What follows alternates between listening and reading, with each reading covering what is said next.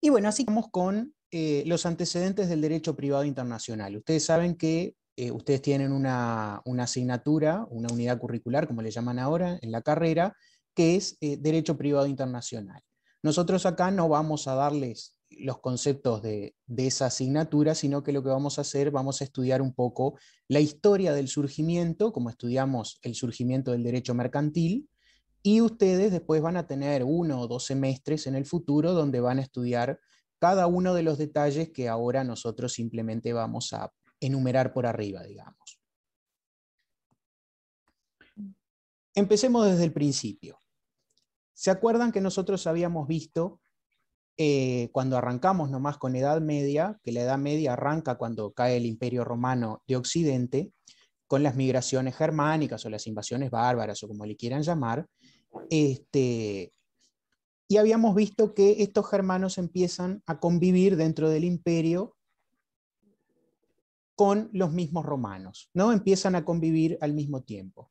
Cuando cae formalmente las instituciones del Imperio Romano de Occidente, lo que pasa es que los germanos van a seguir viviendo ahí y van a seguir viviendo al mismo tiempo con los antiguos ciudadanos romanos.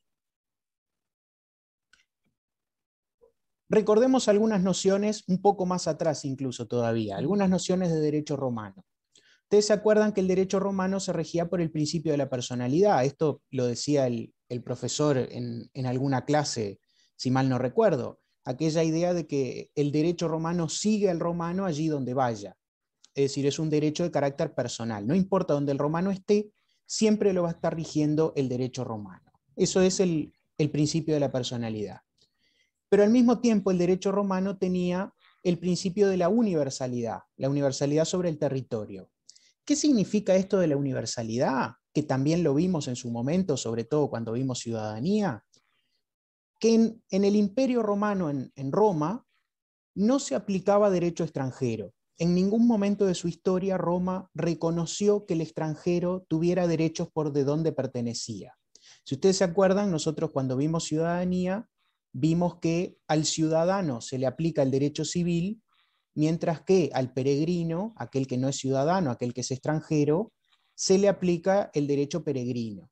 Incluso que tienen pretores peregrinos, que solamente aplican el derecho peregrino, etcétera, etcétera, etcétera. Todo esto ya lo vimos, lo estamos mencionando a modo de repaso, ¿no? Es decir, estas instituciones de derecho romano ustedes ya tendrían que manejarlas con cierta soltura, ¿no?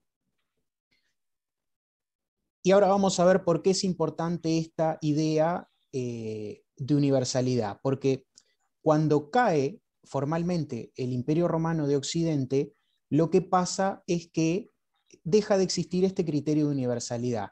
Es decir, los germanos que invaden estos territorios son los victoriosos, ¿no? Es decir, no son el pueblo derrotado, son el pueblo victorioso. Entonces, ningún pueblo victorioso renuncia a su propio ordenamiento jurídico, sino que a lo sumo mantiene el anterior o suplanta el sistema anterior.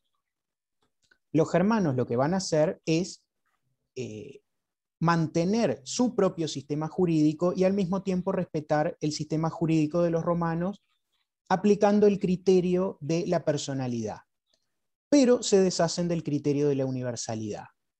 ¿Cuál es la consecuencia de esto? La consecuencia de esto es que cada persona se rige por un ordenamiento jurídico propio. ¿Qué es esto? Que cada persona tiene el ordenamiento jurídico de la tribu a la que pertenece. Pongamos por caso, un franco se va a regir por el derecho de los francos, un ostrogodo se va a regir por el derecho de los ostrogodos, un vándalo se va a regir por el derecho de los vándalos, un alano se va a regir por el derecho de los alanos, ¿no?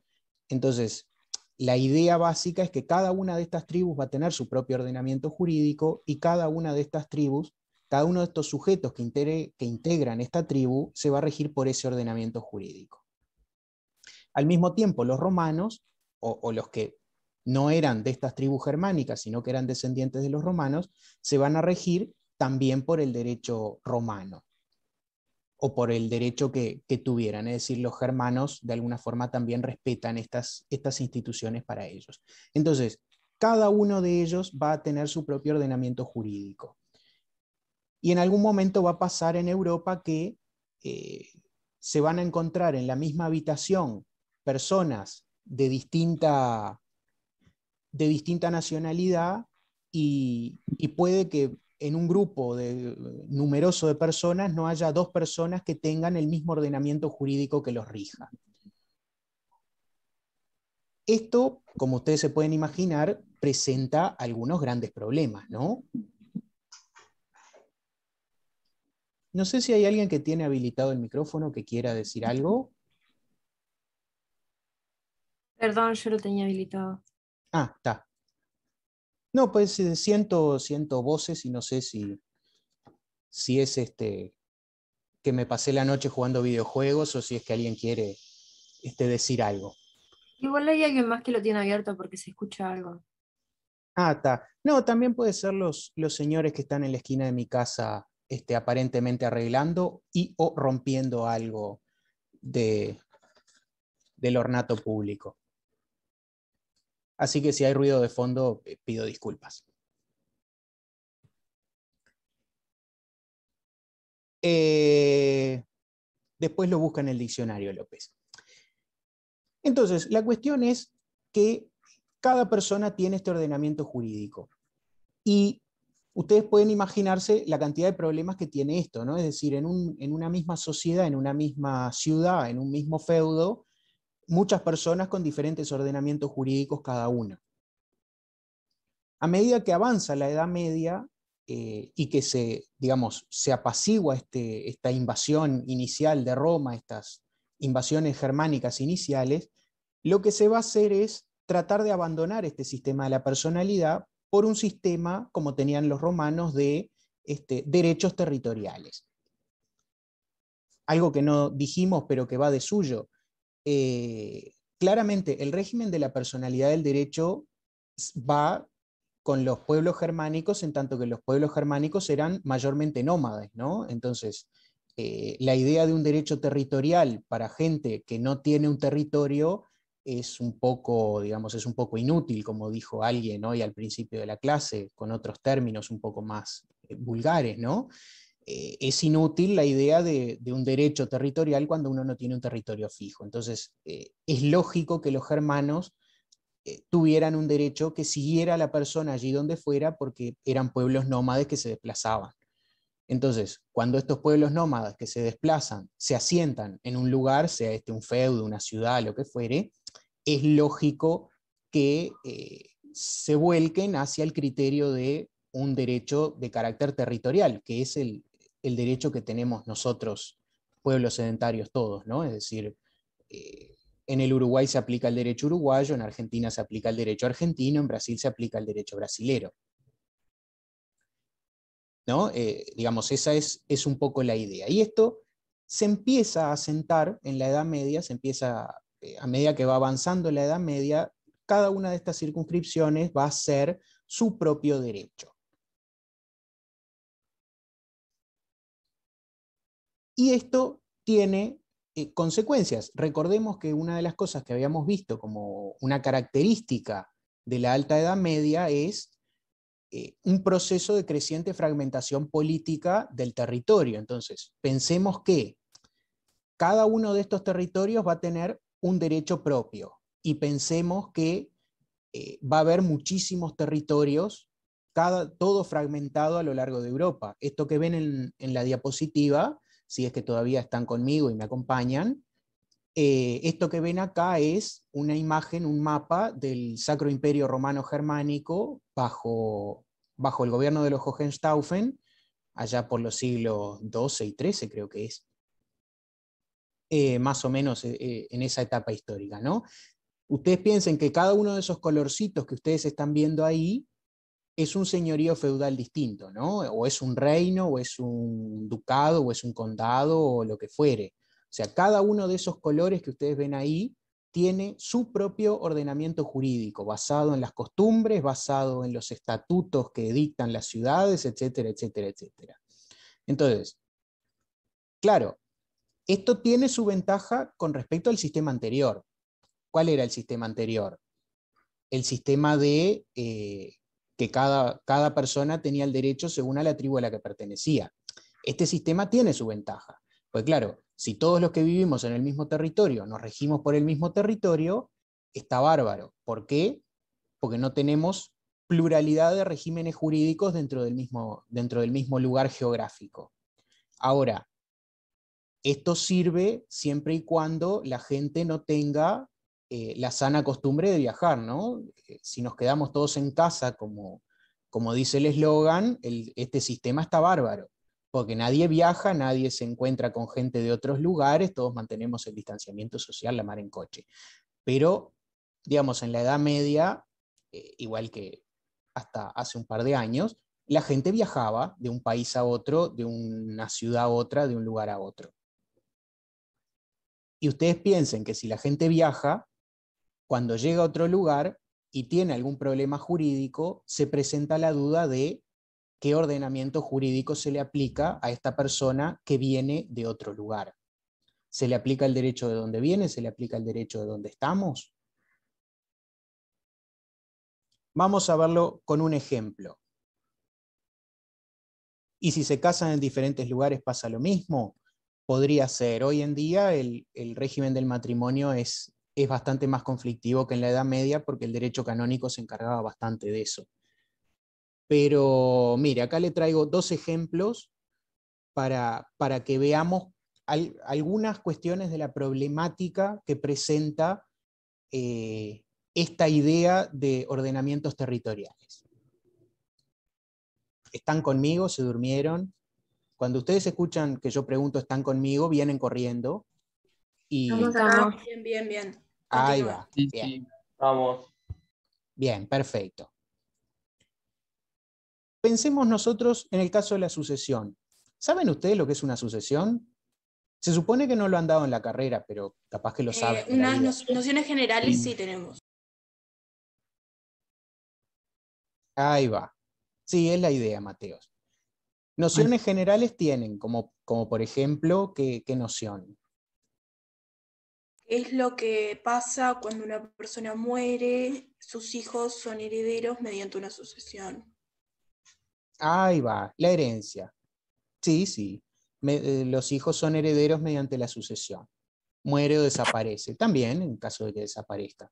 Digo, nosotros ustedes no han dado sucesión porque no están en ese estadio de la carrera. Pero algo que sí hemos dado en este curso ha sido modos de adquirir el dominio, modos de adquirir la propiedad.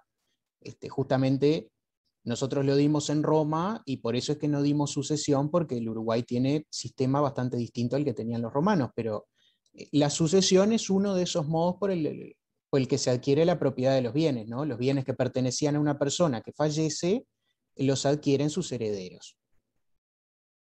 Ahí va, como dice Ramos, exactamente. Ahora, imaginemos una sucesión bien fácil. Una persona se muere en, no sé, pongamos por caso el condado de Artois, al norte de Francia. Esa persona se muere en el condado de Artois, al norte de Francia, tiene todos sus bienes en el condado de Artois, su familia toda está en el condado de Artois, no hay ningún tipo de problema, ¿no? Esa sucesión es una sucesión fácil, que no presenta ningún tipo de dificultad. Ahora, imaginemos el siguiente caso, para complicarla, ¿no? Para complicarles la vida a ustedes y que vean que este es el momento más light de la carrera, como yo les decía al principio. Imaginemos que una persona fallece en Inglaterra y que esa persona que fallece en Inglaterra tenía un bien inmueble en Francia. ¿Va? Se complica la cosa, efectivamente. ¿Alguien iba a decir algo o se les prendió nomás el micrófono?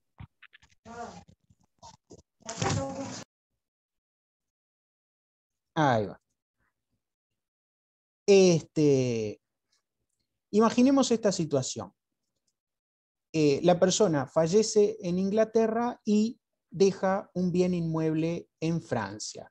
Ahora, imaginemos también este dato, o no imaginemos este dato, ¿no? El derecho inglés tiene un derecho de primogenitura. El derecho de primogenitura, que hoy por hoy creo que ya no existe en el mundo, quizá en algún lugar muy aislado todavía se siga dando, es el derecho según el cual quien hereda todos los bienes es el primogénito, es decir, el primer hijo. Y los demás, suerte en pila. Si es hombre. Sí, en Inglaterra también podían heredar las mujeres, pero puede existir también esa limitación de que sea hombre. Ahora imaginemos el primogénito dónde está. Bueno, eso ya es una complicación aparte que quiere poner López.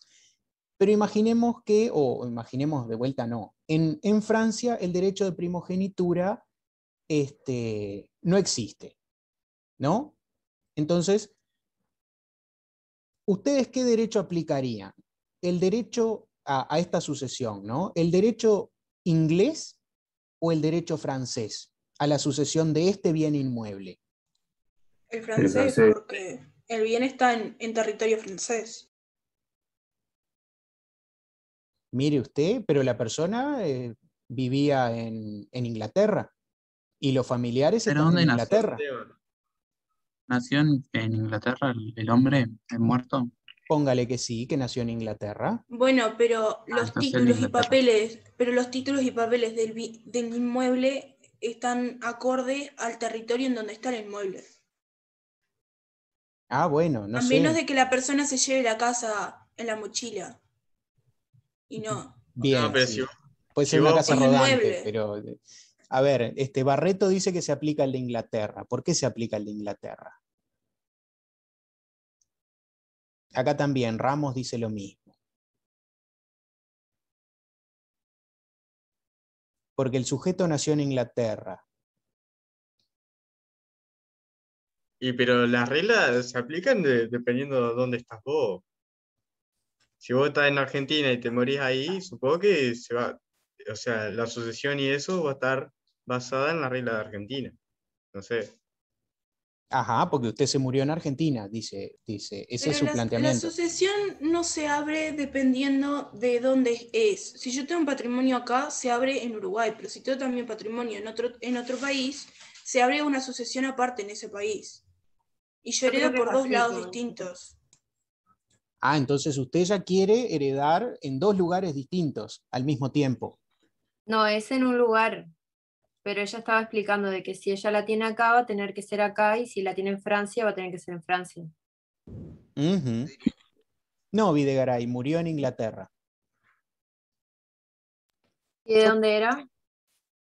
él era inglés. Nació en Inglaterra, vivió toda su vida en Inglaterra y murió en Inglaterra, pero el bien está en Francia. Va a ser en Inglaterra, Ajá, la bien. sucesión. Bien. ¿Quieren que les dé la respuesta? Sí, Sí, ¿quieren que les dé la respuesta? Bueno, no hay respuesta. Son 1000 años de discusión académica y doctrinaria acerca de cuál es el derecho aplicable. Digo, Y obviamente entonces, hay respuesta, pero no es una respuesta que los va a satisfacer a todos. Pueden decir una cosa como pueden decir la otra, ¿no? Imagínense que ustedes son el abogado del hermano menor, van a decir que se aplica el derecho francés, y si son el abogado del hermano mayor, van a decir que se aplica el derecho inglés, y van a tener que argumentar. En el material que está subido hay muchos más datos al respecto para que profesor, puedan pero hacer. Sí, actualmente es así. Donde viviste toda tu vida, donde naciste, va a ser ahí la sucesión, ¿no? Actualmente, pregunto.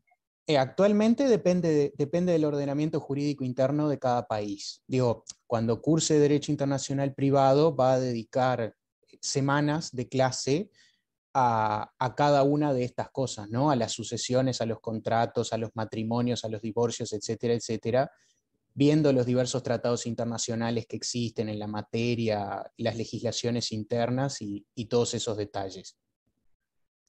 Eh, para algunas cosas rige el derecho de donde está ubicado el bien, y para otras cosas rige el derecho del último domicilio de la persona. Eso es lo que le contesto del derecho actual, que tampoco quiero ponerme a dar cátedra sobre derecho internacional privado, porque tampoco me da personalmente el conocimiento como para ilustrarlos académicamente mucho más sobre ese asunto. Simplemente algunas nociones históricas acerca del surgimiento de la disciplina, como para que ustedes el día de mañana, cuando lleguen a derecho internacional privado, sepan más o menos por dónde van los tiros, ¿no? Queda claro no la solución, sino la problemática. Me parece que sí, que se entendió. Profesor, Sí, otra cosa. Y en caso de que yo tuviera un bien en otro lugar, pero mi sucesión fuera acá en Uruguay, ¿ese bien que tengo en otro lado se vende para que ese dinero entre dentro de mi patrimonio acá? ¿O cómo se hace? depende dónde esté ese bien ubicado. Lo primero que tiene que ver es si hay algún tratado entre el país donde está el bien y el Uruguay, y si hay un tratado, ver qué disposición tiene ese tratado, si se aplica el derecho uruguayo o el de ese otro país. Y si no hay tratado, tiene que ir al apéndice del Código Civil uruguayo, y la verdad es que no recuerdo cuál era la solución del apéndice del Código. No le quiero mentir tampoco. Perfecto. Pero en ningún caso la solución es vender el bien y quedarse con el dinero. Usted puede hacerse con la propiedad del bien. Bien, lo que les preguntaba, no si quedó clara la respuesta de este caso concreto, sino si quedó claro el problema que ustedes Sí, quedó. resolverán cuando sean abogados. ¿Quedó más o menos? Sí.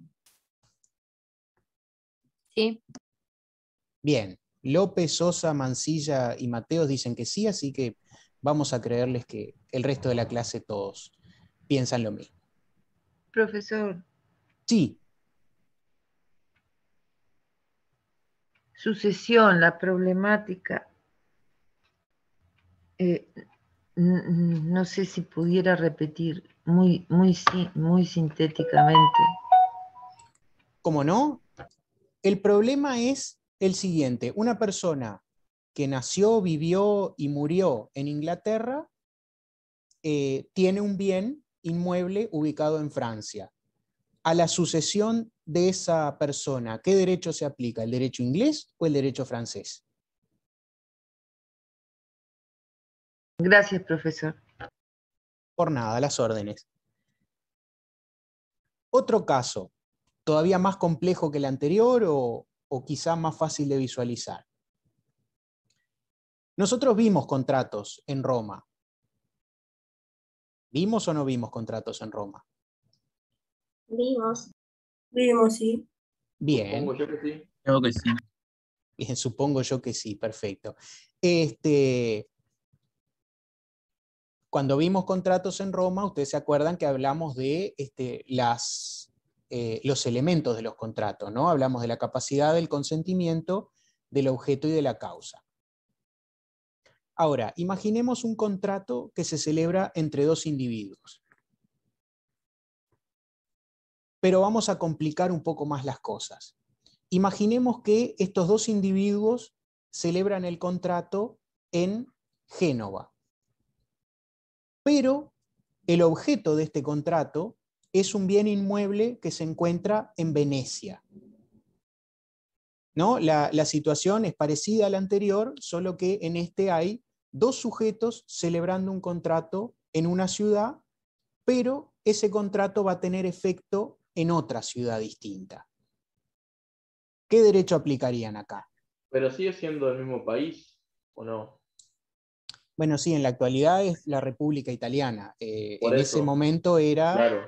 estamos Ya no- hablando de la Serenísima República de Génova, creo que se llamaba, y la Serenísima República de Venecia, dos entidades totalmente distintas.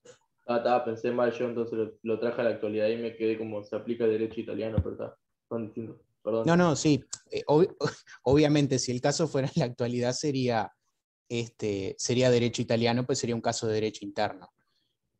De todas formas, ustedes saben que los países federales tienen, si bien no estos problemas tan agudos, los países federales, como puede ser Estados Unidos, la Federación Rusa, yo que sé, cualquiera de esos, tienen estos problemas porque cada entidad federal tiene un derecho propio que puede colisionar con otro.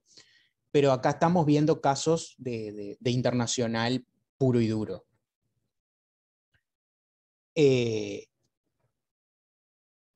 Sí, efectivamente, solución, no hay respuesta. Hay respuesta, pero no la vamos a ver acá. Cuando lean los materiales van a ver cuál es la respuesta. ¿Cuál era la pregunta que hizo? ¿Qué derecho aplicamos? ¿El de Génova, Pero, que es donde se firmó el contrato, o el de Venecia, que es donde está el bien inmueble? gracias. No, por favor.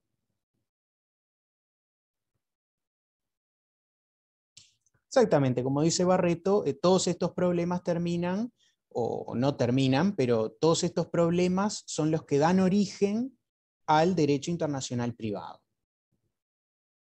Pero ninguno se arriesgó, ya quedaron quemados con la pregunta anterior, nadie quiere arriesgar si aplica el derecho de Génova o el de Venecia. No, puede, Para yo mí no el de sé, donde se puede firma el contrato. que se aplique el que determinen ellos en el contrato, o el que permita cada estado. Ajá, sí, Duarte creo que era. Sí, Duarte. Ahí va. Esa es una solución, Duarte. Efectivamente es la solución que plantea Savigny hacia el siglo XIX, que la autonomía de la voluntad de las partes, es decir, que, que las partes puedan ellas mismas en el contrato establecer qué ordenamiento jurídico quieren que se aplique a ese negocio. El de Génova dice Mansilla, el de Génova dice Quiroga, Joaquín dice el coso, supongo que es la cosa inmueble. Venecia dice Agnello. ¿A mí dónde está la cosa? Ajá. Hay que ver cuál es el problema, ¿no? Porque, digamos, hay que ver cuál es el problema que se suscita. Porque si el problema está en el contrato, podríamos decir que tenemos que aplicar el derecho de Génova porque es donde se firmó el contrato, o sea, donde se perfeccionó el contrato, si queremos decirlo de alguna manera. Si el problema es en cuanto a la entrega de la cosa, la tradición, podríamos decir que se aplica el derecho de Venecia porque justamente ahí es donde debía cumplirse la obligación. Hay que ver exactamente cuál es el problema. Y ahí, en base a que nosotros vemos cuál es el problema, vemos cuál es el derecho aplicable.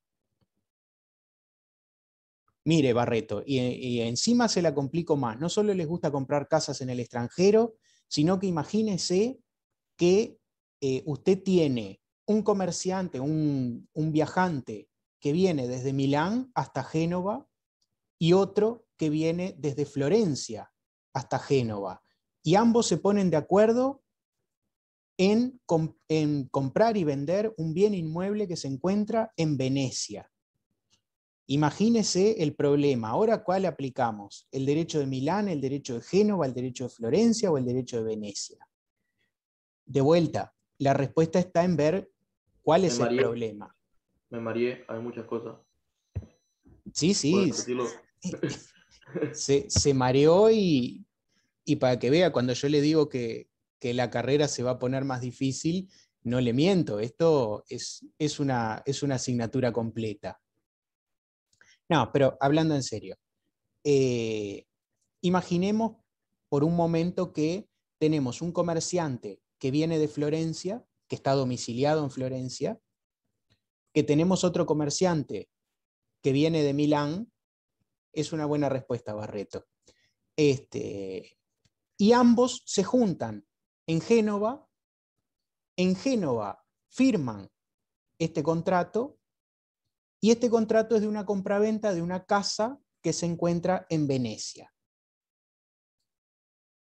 Bien, Zubiaurre plantea el antiguo derecho israelita según el cual lo dejamos a la suerte. No es una mala solución tampoco. Profe, ahí no tiene que haber un acuerdo entre las partes y ver qué derechos debe aplicar. Bueno, eso era lo que había planteado Duarte, que lo va a plantear, creo que era Duarte el que lo planteó, que es la solución que planteará hacia el siglo XIX Friedrich Carl von Savigny, y es que debe regir la autonomía de la voluntad de las partes, es decir, las partes se ponen de acuerdo en qué derecho quieren que se aplique a esa relación jurídica. Es todo un tema, sí, Mansilla, esa es la respuesta. Pero, ¿cómo pueden elegir las personas si se aplica o no el derecho de un país? Bueno, eso es lo que planteaba Savigny. Después, los países que lo tomaron, algunos sí y otros no. Uruguay nunca siguió ese criterio hasta hace poco, con la aprobación de la Ley de Derecho Internacional Privado, que creo que abandonamos ese criterio y adoptamos el planteado por Savigny de la autonomía de la voluntad.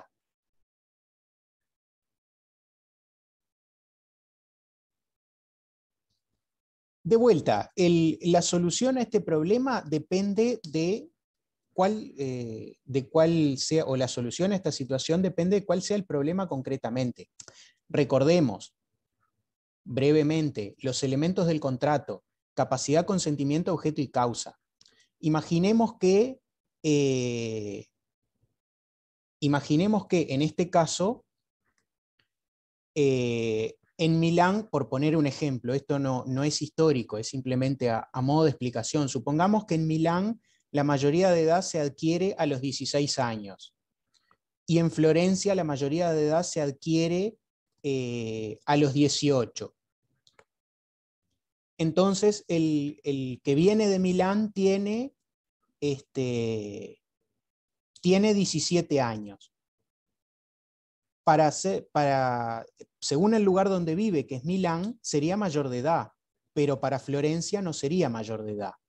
Supongamos que en Génova también se adquiere la mayoría de edad a los 17 años. Bueno, en este caso concreto que estoy planteando, ambos viajantes, ambos contratantes, serían mayores de edad, porque serían mayores de edad en la ciudad a la que pertenecen. Entonces, lo que es relevante es en dónde tienen su domicilio a la hora de ver la capacidad. Pongamos por caso, ahora supongamos que la mayoría de edad se adquiere en Génova a los 18 y en Milán se adquiere a los 16. Y este individuo que viene de Milán tiene 17 años. Bueno, ¿es mayor o es menor? ¿Es mayor o es menor de edad para el derecho genovés?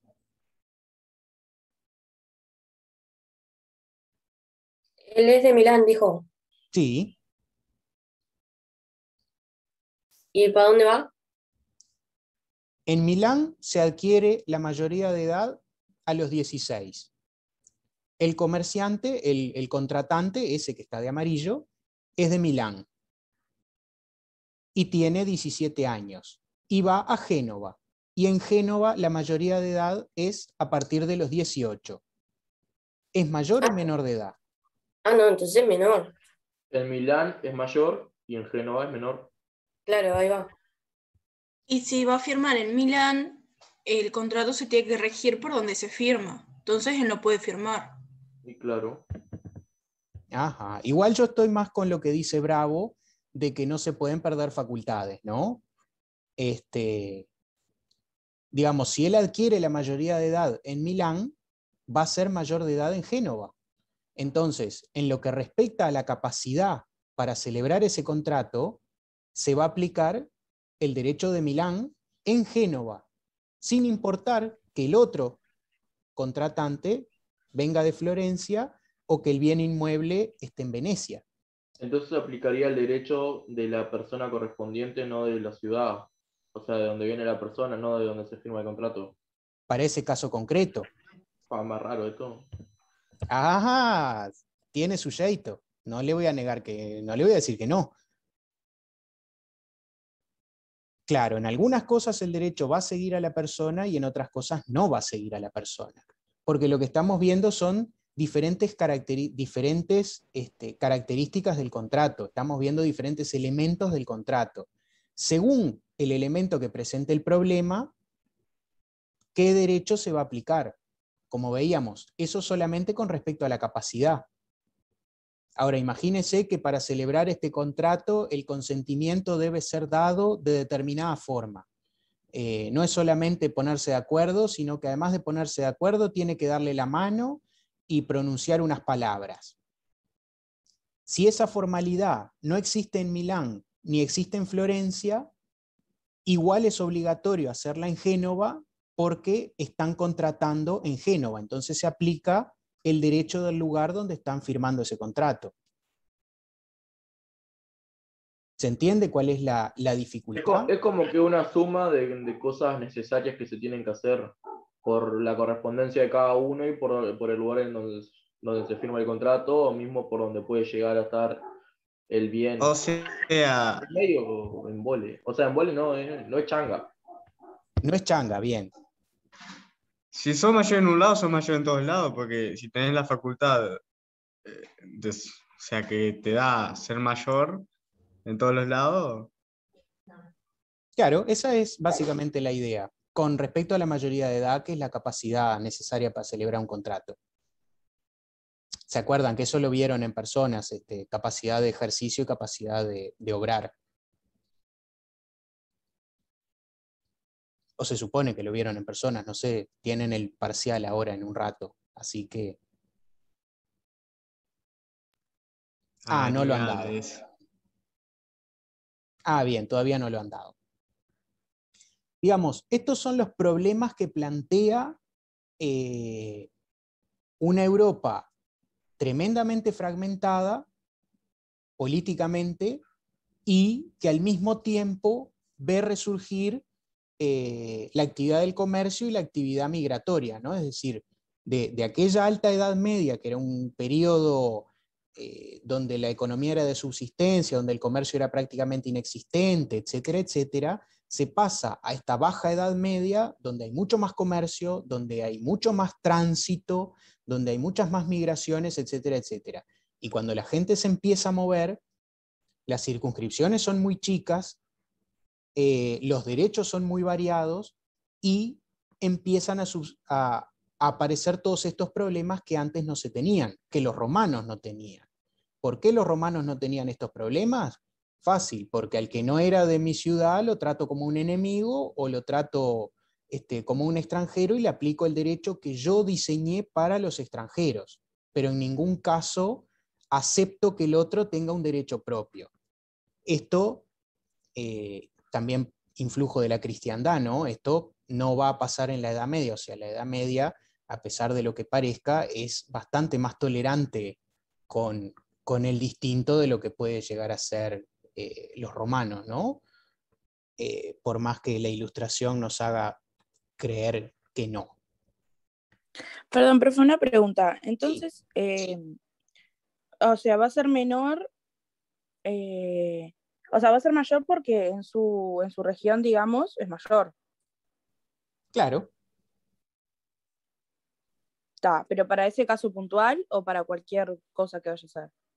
Para cualquier cosa que vaya a ser, ya es mayor de edad. Así en ese lugar, o sea, así si va, por ejemplo, a otro lugar que es menor, para ese lugar, digamos, va a ser mayor igual. Claro. Digamos, más allá de la solución de que es mayor de edad, lo importante es que entiendan el problema. Pues la solución, insisto, la solución la van a ver cuando cursen la asignatura de Derecho Internacional Privado. Lo importante es entender el problema. Es decir, tenemos una persona con la que yo quiero contratar y que me dice que en su ciudad de origen es mayor de edad y estamos en una ciudad donde no es mayor de edad. Ahí usted podrá decir, bueno, el profesor me dijo que era mayor, pero bueno, ¿y usted cómo lo argumenta? Pues el doctor Porta me dijo que era mayor, no es argumento. Usted tiene que decir, bueno, si es mayor en su ciudad de origen, eso es un derecho adquirido que no puede perderse porque es un estatuto personal que sigue a la persona allí donde vaya. Pongamos por caso, eso es una argumentación. Y si usted quiere decir que es menor, tendrá que decir no, de ninguna manera, porque La mayoría de edad es un estatuto local que protege o que busca proteger a las personas y no puede desconocerse ni aplicarse derecho extranjero. Eso es otra argumentación totalmente distinta. Digamos, también empezar a ver el derecho no como una serie de respuestas a problemas puntuales, sino como una práctica argumentativa, ¿no? Es decir, eso tan molesto de cuando uno hace una pregunta y le responden depende, para el abogado es pan de todos los días, ¿no? O sea, no, siempre la respuesta es depende de qué lado esté uno. No hay respuestas absolutas. Profesor Porta. Sí.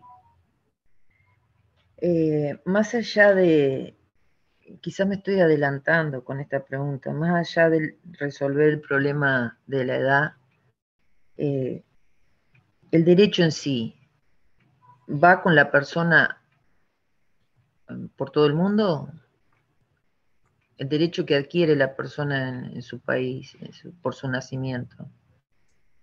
Y bueno, eso depende, de vuelta. La respuesta es depende. No es que yo sea fanático del derecho como una práctica argumentativa, pero algunos derechos sí van con la persona y otros no. Digo, también varía la respuesta si me está preguntando en la Edad Media o en la actualidad. Usted sabe que en la actualidad tenemos derechos humanos que le acompañan independientemente de dónde haya nacido, de su raza, credo, etc. Ah, está. No, en la Edad Media, digo yo. Bueno, en la Edad Media son las grandes discusiones, o sea, todas estas discusiones llevan siglos para resolverse, ¿no? No es que se vayan a resolver de la noche a la mañana, no es que llegue un iluminado y dice, no, la persona que es mayor de edad en todos lados. Insisto, es práctica argumentativa. Usted puede argumentar que la persona es menor de edad porque en la ciudad de Génova es menor de edad, o puede argumentar que la persona es mayor de edad porque en Milán, que es de donde vino, es mayor de edad. Gracias, profesor. No, por favor, a las órdenes.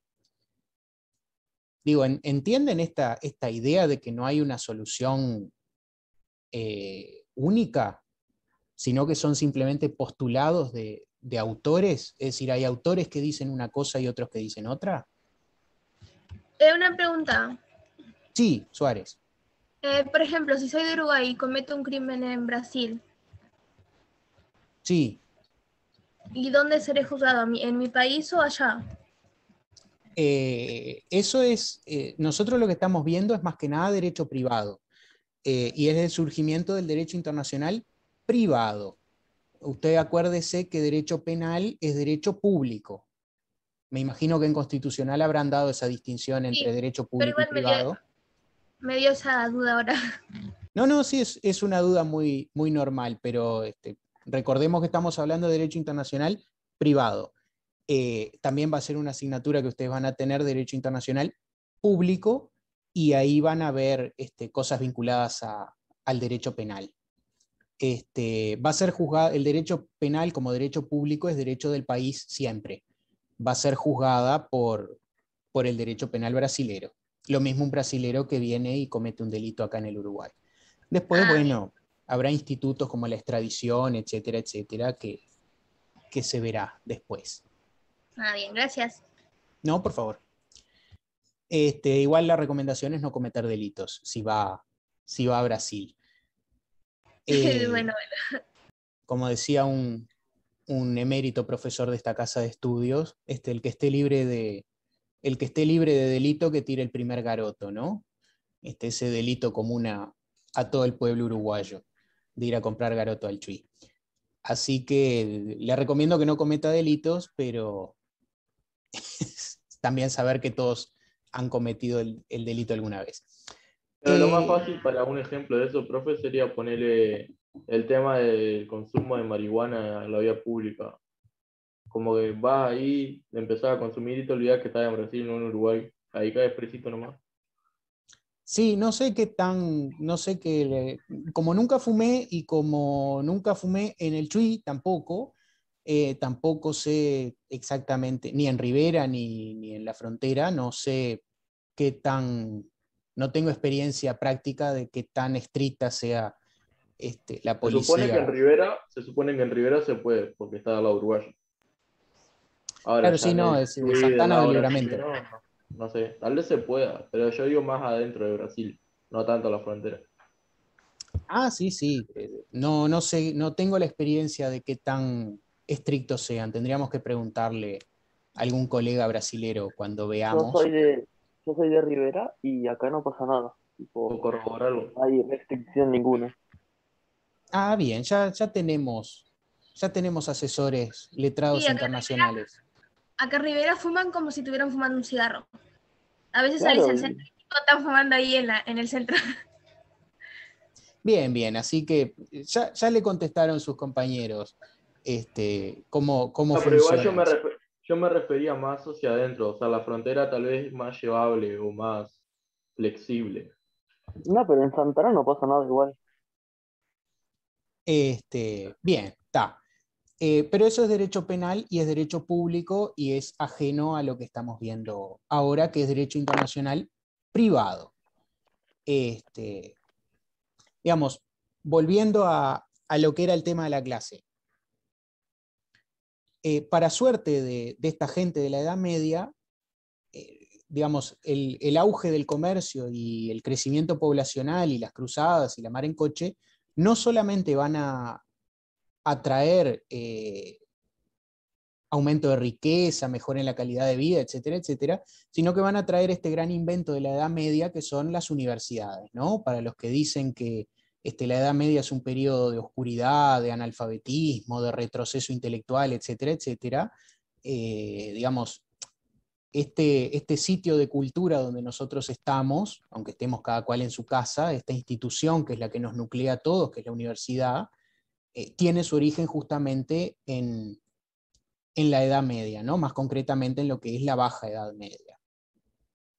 Y en estas universidades, un grupo de autores, un grupo de estudiosos, de eruditos, van a redescubrir el derecho romano. Y a esto le vamos a llamar, o a esto se le llama habitualmente, la segunda vida del derecho romano.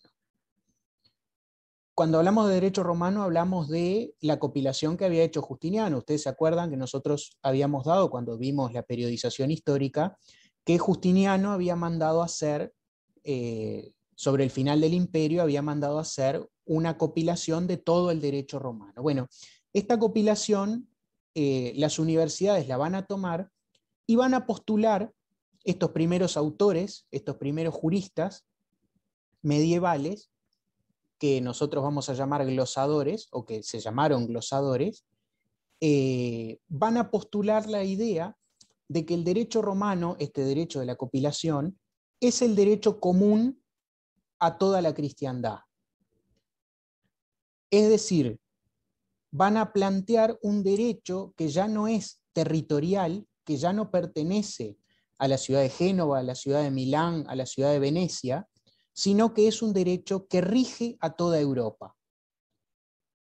Y con esto los glosadores van a lograr un gran avance, porque obviamente los derechos territoriales se van a mantener, incluso hasta el día de hoy se mantienen los derechos territoriales. Estamos hablando de Edad Media, Añelo, o no sé cómo se pronuncia su apellido, Diana. Estamos hablando de Edad Media, pero el derecho romano va a subsistir, es decir, la compilación de Justiniano va a subsistir y estos glosadores, ¿cómo no? Se crean las universidades. Dentro de las universidades, los eruditos, como siempre, los que estamos en las universidades somos los eruditos, o por lo menos así, eso nos gusta creer a todos nosotros. Estos primeros eruditos se les va a dar el nombre de los glosadores. ¿Por qué se les llama glosadores? Porque van a agarrar la compilación de Justiniano y van a hacer al costado de las soluciones que trae la compilación de Justiniano, van a hacer pequeñas glosas. ¿Qué son las glosas? Son anotaciones. Ellos van a hacer anotaciones con casos prácticos que ellos inventan y cómo lo solucionarían. Unos estudiosos del derecho descubren que se llama Un poco confuso, pero digamos, veámoslo. Hacia el final del Imperio Romano, Justiniano mandó a hacer una compilación que siguió rigiendo en el Imperio Bizantino, es verdad, pero no en el Imperio de Occidente. Hacia la Baja Edad Media, cuando se crean las universidades, los profesores de estas universidades, los eruditos, sí, Abelenda, estamos repitiendo, estos eruditos van a postular que la compilación de Justiniano sigue vigente, o sea que el derecho romano que rigió cuando Roma existía, sigue vigente en la Europa de la Baja Edad Media. ¿Se entiende ahora?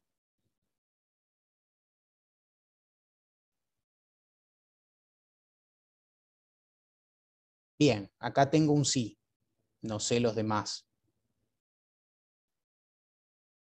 Sí, sí. O sea, ustedes se acuerdan que habíamos dicho que cuando los germanos invadieron el Imperio Romano de Occidente, el derecho romano dejó de existir porque los germanos tenían su propio derecho. Ahora, estos eruditos medievales lo que postulan es que el derecho romano no dejó de existir, sino que sigue rigiendo para toda la cristiandad. ¿Y cuál es el derecho romano que sigue rigiendo para toda la cristiandad? La compilación que había mandado a hacer el emperador Justiniano. Digamos, esa es la gran idea. O esa es la primera gran idea. La segunda gran idea es que a esta gente, a estos estudiosos, se les llamaba glosadores. ¿Por qué se les llama glosadores? Porque hacían lo que les comentaba hace un rato. Tomaban la compilación de Justiniano y al lado de cada solución, al lado de cada artículo, por decirlo de alguna manera, anotaban casos particulares que se les ocurría y cómo resolver ese caso particular que se les ocurría. Y así se fue desarrollando el derecho medieval, el derecho común medieval. ¿Quedan claras estas dos ideas?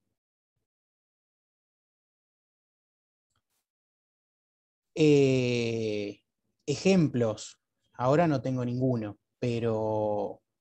No, o sea, si los glosadores eran como personas que ponían ejemplos al lado de la compilación o algo así. Claro, sí, sí. O sea, ellos se imaginaban un caso que no estuviera ahí planteado y se imaginaban cómo resolverlo en base a lo que estaba escrito ahí. No eran casos reales, eran casos hipotéticos, como hoy podemos poner un ejemplo de qué pasaría, lo que preguntaban hace un rato, ¿qué pasaría si estoy en la frontera y me fumo un porro? Bueno, eso es un caso hipotético, usted no tiene un caso concreto. Imagínese un glosador que se plantea el mismo caso hipotético, va a la compilación de Justiniano, encuentra algo que más o menos tiene que ver, y dice, bueno, según esto se resolvería de tal o cual manera. Ya entendí, gracias, profe. Por favor. No me acuerdo cómo venía la frase, Tort. Y se fue formando el qué, y se fue formando la idea de que existe un derecho común para toda Europa, no sé si era eso. No sé, Quiroga, cuál es la pregunta. Digamos. Lo mismo que dijo recién, profe, gracias. Ah, perfecto, la contesté sin saberlo. Obviamente, cada uno de los señoríos feudales va a mantener, cada uno de los señoríos feudales va a mantener, y cada una de las ciudades y reinos, etcétera, va a mantener el ordenamiento jurídico que se había dado a sí mismo. Pero, al mismo tiempo, sí, no se preocupe Videgaray, lo tengo claro. Pero al mismo tiempo, aquellas cosas que no solucionen los ordenamientos jurídicos particulares, las va a solucionar el derecho romano, porque es el derecho común a todos los países que integran la cristiandad. Entonces, esta idea de un derecho romano común a todos, lo que les permite a los glosadores es plantear soluciones como las que veíamos recién de qué derecho es aplicable a determinada circunstancia. ¿Por qué? Porque esa solución que ellos van a plantear es común a todos los países europeos. La segunda idea, Garabagno, era esa, que se llaman glosadores porque hacen glosas al costado de los artículos de la compilación de Justiniano. Así de simple. Bien, y digamos, ahí lo tienen al estudioso haciendo sus glosas. Como siempre, dudas, preguntas, consultas, sugerencias, lo que sea, me comentan.